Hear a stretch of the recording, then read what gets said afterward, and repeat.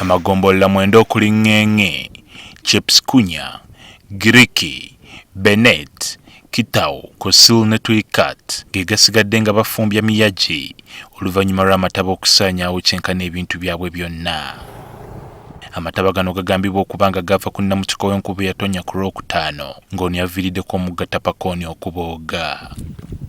Mu bintu ebyayonooneddwa mulimu ebisolo n'ebinyonyi ebirundibwa, amayumba, ebirime ng'ebinyeebwa, kasooli, entungo giyite sunflower n'ebirala ebirimibwa mu kitundu kino. It's good water. I just see water coming from outside. A lot of water enter in the whole of our lands in Ngenge. So some of us, we are suffering a lot. And people ran. My children were the mother of the children get his children and they ran away. The time you saw water moving. Amataba abeeno gabalese bawuniikiridde kubanga bangi babadde tebagalabangako nga mangi bwe gati. So this shamba have planted beans and maize and everything have gone. The other side is beans. Yes. The other side is bananas, as you have seen.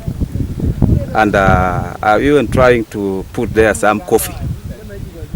So everything have gone. We are faced by this insecurity, Karamojong insecurity. So this is also another insecurity. And also part of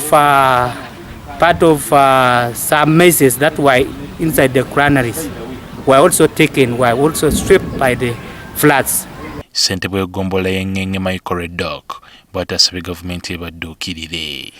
To see how they can help these people of Ngenge sub-county. How?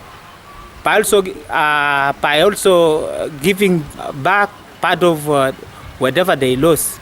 Amyuka omubaka wa Pulezidenti mu disitulikiti ya Kween Kenneth Chamutai akakasizza amataba gano era n'ategeeza nga bwe bali mu kunoonyereza okumanya omuwendo gw'ebintu ebyayonooneddwa nanenya n'abamu ku batuuze okulemera ku kyokulima okumpi n'embalama z'emigga. We are trying to also look at what kind of advice we can give the farmers for the meantime. For instance, we have reached areas where farmers had also done things the wrong way. Ekirindiriddwa ya lipoota enaalungamya gavumenti ku butabo enadduukiriramu abatuuze bano.